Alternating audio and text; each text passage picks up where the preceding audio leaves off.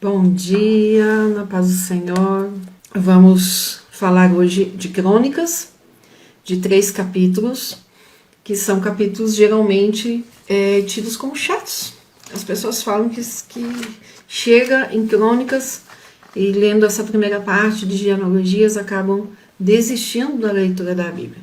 E nós precisamos, como eu falei na introdução do livro de Crônicas, nós precisamos ver o que há por trás e tentar entender por que é que o cronista escreve essas genealogias. As genealogias em Crônicas vão até o capítulo 9 e são muito importantes porque nós vamos entender mais tarde, no decorrer da leitura da Bíblia, melhor as genealogias do jeito que elas estão escritas aqui. Vamos lá. Primeira Crônicas, então, quem está com a Bíblia aberta ou quem está anotando, eu sei que tem gente anotando.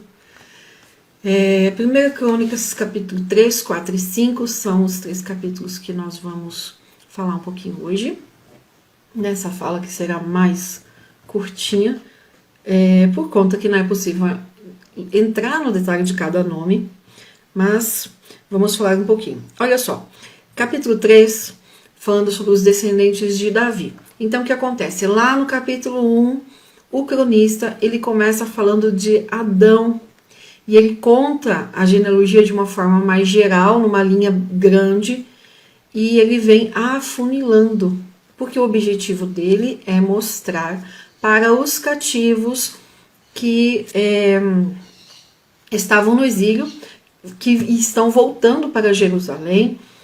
O objetivo do cronista então é mostrar para esses cativos que estão chegando em Jerusalém, mostrar de quem eles descendem. Quem está voltando para Jerusalém é a tribo de Judá, com alguns, como a gente fala na língua portuguesa, alguns gatos pingados de outras tribos.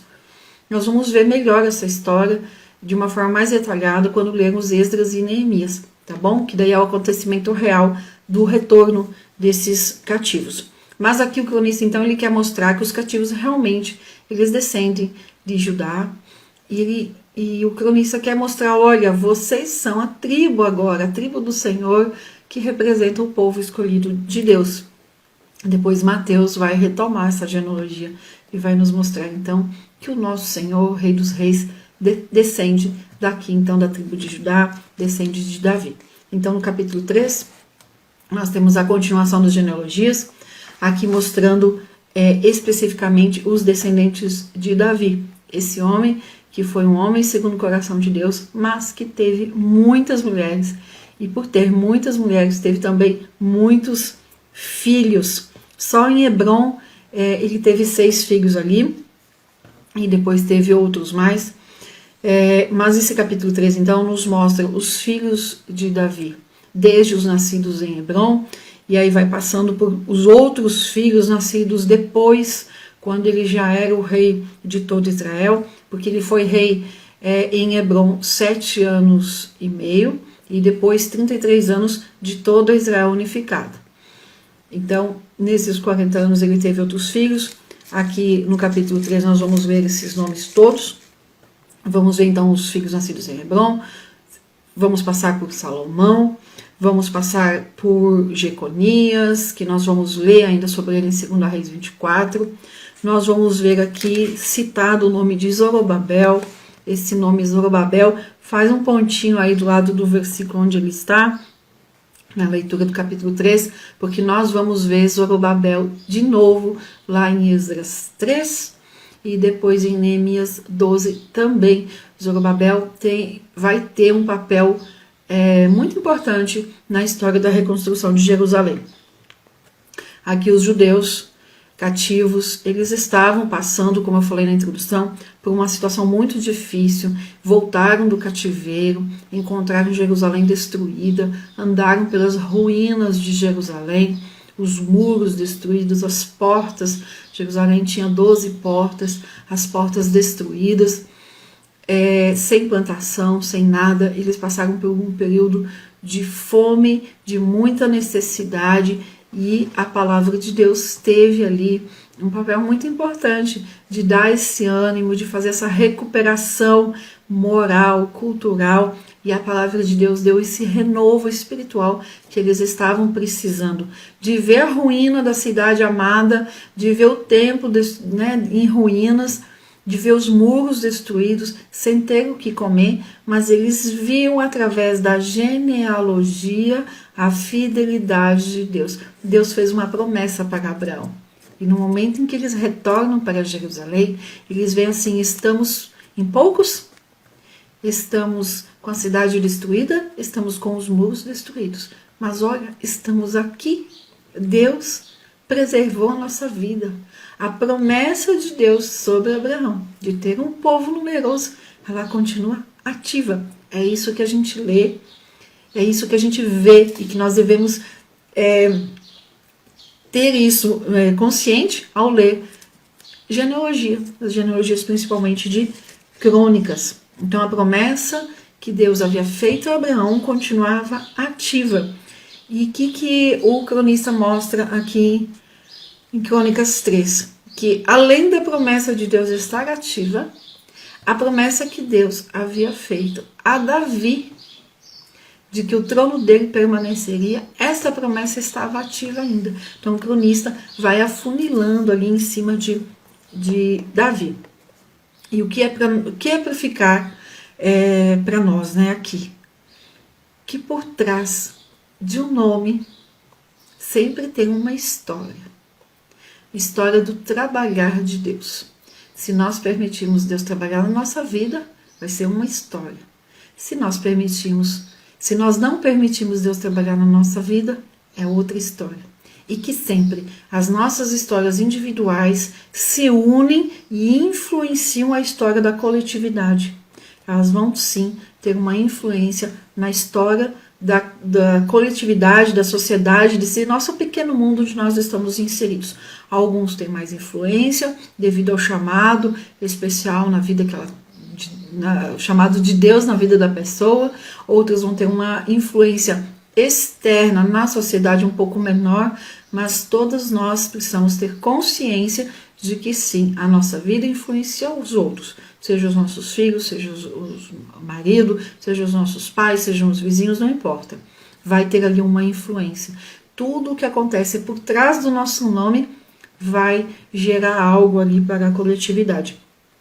E Crônicas 3, Crônicas 4, Crônicas 5 mostra os planos de Deus se desenvolvendo nos bastidores das vidas das pessoas. E nós precisamos sempre lembrar disso. Há uma história por trás do nome. E aí vamos para Crônicas 4. Crônicas 4, o cronista então dá uma afunilada um pouquinho mais. Enquanto no 3 ele falou de toda a genealogia de Davi, citou todos os filhos, todas as suas muitas mulheres.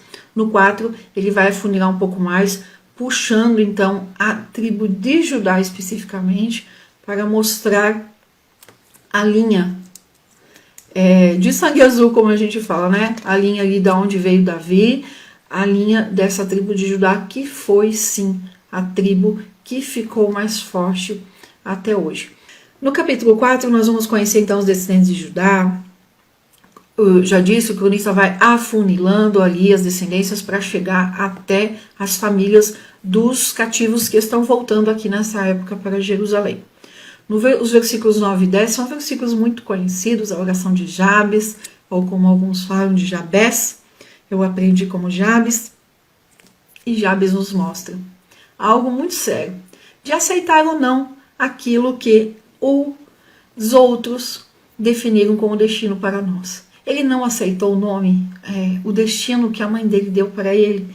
A mãe dele ali teve muitas dores, muitas dificuldades no parto, e Jabes não aceitou. Ele falou, não, eu não sou isso aqui, eu não vou viver nesta situação. O versículo 9 fala assim, e foi Jabes mais ilustre do que os seus irmãos. Então ele foi diferenciado, e aí nós vamos saber por quê. A sua mãe chamou o seu nome Jabes, dizendo, porquanto com dores o dei à luz. E aí o versículo 10, porque Jabes invocou o Deus de Israel, dizendo, se me abençoares muitíssimo e meus termos amplificares, e a tua mão for comigo, e fizeres que do mal não seja aflito, e Deus lhe concedeu o que ele tinha pedido. E por conta disso, então, Jabes foi mais ilustre, foi mais nobre do que os seus irmãos. A gente vê um contraste muito grande com Saul, que buscou ali querer saber algo da médium ali de Endor, né? E aqui Jabes fez exatamente o contrário, ele foi a Deus, ele buscou em Deus, e em Deus ele buscou fazer o seu destino diferente. Então sim, nós podemos mudar a nossa história se escolhermos viver à vontade de Deus. Jabes teve fé, ele teve com certeza um relacionamento íntimo com Deus, e ele ficou ali alinhado à vontade de Deus. Ele não ficou passivo na história que a mãe dele havia descrito para ele, tinha escrito ali para ele através do nome. Naquela época, os nomes tinham uma simbologia, uma representatividade diferente do que é hoje, e ele não aceitou esse destino que a mãe dele havia escrito. Cada nome desses que nós lemos na genealogia tem um significado, como eu disse, tem uma história por trás. Alguns nós conhecemos a história, outros conhecemos a história pela própria Bíblia, como é o caso de Jabes. Outros nós conhecemos a história porque vamos nos livros extra-bíblicos e vão contar. Flávio Joséfo, a história dos Hebreus, conta muito dos nomes e das histórias que não estão na Bíblia, e é um livro digno e sim, podemos aceitar como história real. O livro de Flávio Joséfo é um livro muito antigo, é um livro até que complicado, vamos dizer assim, de ler, porque ele não situa as histórias ali de acordo com o que como nós estamos acostumados, mas é um livro muito interessante para quem quiser se aprofundar um pouquinho nesses nomes aqui.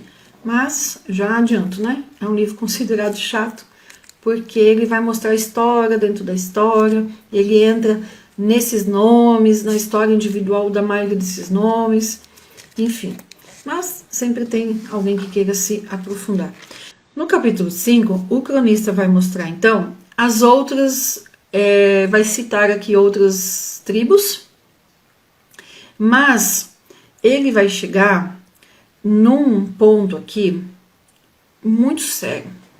Quem está fazendo a leitura com a gente vai lembrar que nós falamos e lemos lá em Números, depois em Deuteronômio de novo e no início de Josué, de 2,5 tribos, que antes de chegar nas fronteiras com a terra prometida, elas falaram assim para Moisés: olha, nós não queremos ir para lá não, nós nos contentamos com isso aqui.